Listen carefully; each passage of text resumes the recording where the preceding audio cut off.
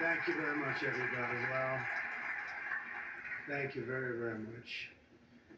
Vice President Vance, Speaker Johnson, Senator Thune, Chief Justice Roberts, Justices of the United States Supreme Court, President Clinton, President Bush, President Obama, President Biden, Vice President Harris, and my fellow citizens. The golden age of America begins right now.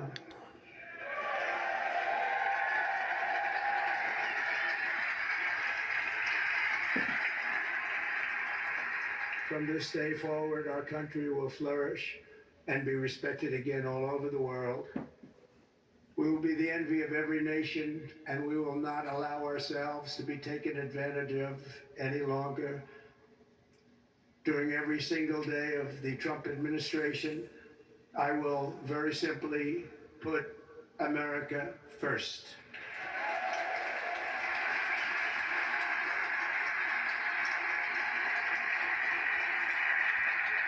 Our sovereignty will be reclaimed.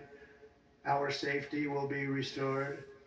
The scales of justice will be rebalanced. The vicious, violent, and unfair weaponization of the Justice Department and our government will end.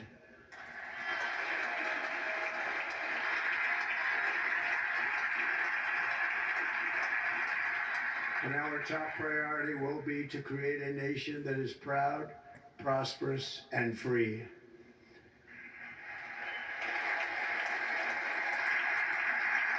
America will soon be greater, stronger, and far more exceptional than ever before. I return to the presidency confident and optimistic that we are at the start of a thrilling new era of national success. A tide of change is sweeping the country, sunlight is pouring over the entire world, and America has the chance to seize this opportunity like never before. But first, we must be honest about the challenges we face. While they are plentiful, they will be annihilated by this great momentum that the world is now witnessing in the United States of America. As we gather today, our government confronts a crisis of trust. For many years, a radical and corrupt establishment has extracted power and wealth from our citizens while the pillars of our society lay broken and seemingly in complete disrepair. We now have a government that cannot manage even a simple crisis at home, while at the same time stumbling into a continuing catalog of catastrophic events abroad. It fails to protect our magnificent, law-abiding American citizens, but provides sanctuary and protection for dangerous criminals, many from prisons and mental institutions that have illegally entered our country from all over the world. We have a government that has given unlimited funding to the defense of foreign borders, but refuses to defend American borders or, more importantly, its own people. Our country can no longer deliver basic services in times of emergency, as recently shown by the wonderful people of North Carolina, been treated so badly.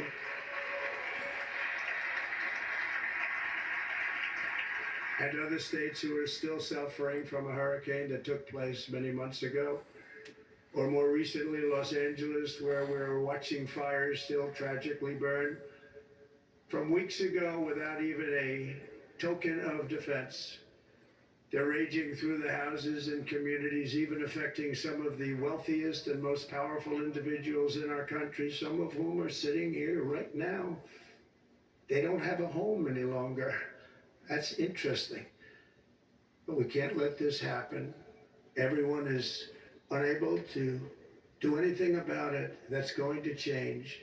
We have a public health system that does not deliver in times of disaster, yet more money is spent on it than any country anywhere in the world. And we have an education system that teaches our children to be ashamed of themselves in many cases, to hate our country despite the love that we try so desperately to provide to them.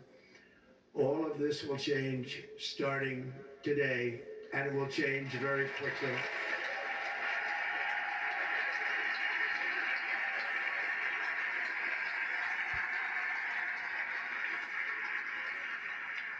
My recent election is a mandate to completely and totally reverse a horrible betrayal and all of these many betrayals that have taken place, and to give the people back their faith, their wealth, their democracy, and indeed their freedom.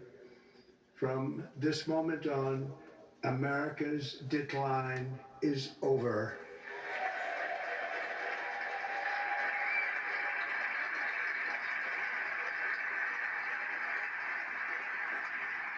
Our liberties and our nation's glorious destiny will no longer be denied, and we will immediately restore the integrity, competency, and loyalty of America's government.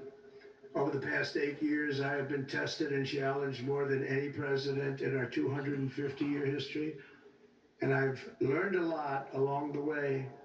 The journey to reclaim our republic has not been an easy one, that I can tell you.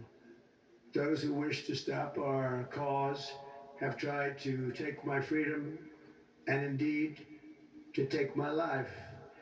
Just a few months ago in a beautiful Pennsylvania field, an assassin's bullet ripped through my ear. But I felt then, and believe even more so now, that my life was saved for a reason. I was saved by God to make America great again.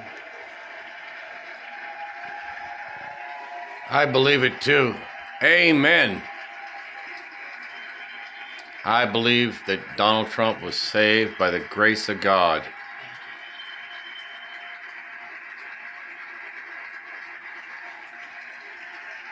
Thank you very much.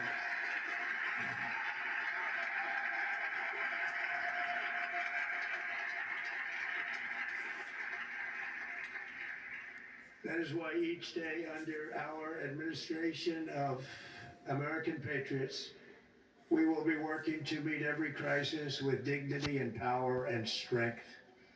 We will move with purpose and speed to bring back hope, prosperity, safety, and peace for citizens of every race, religion, color. Give me a minute. I'm watching Trump. For American citizens, January 20th, 2025 is Liberation Day.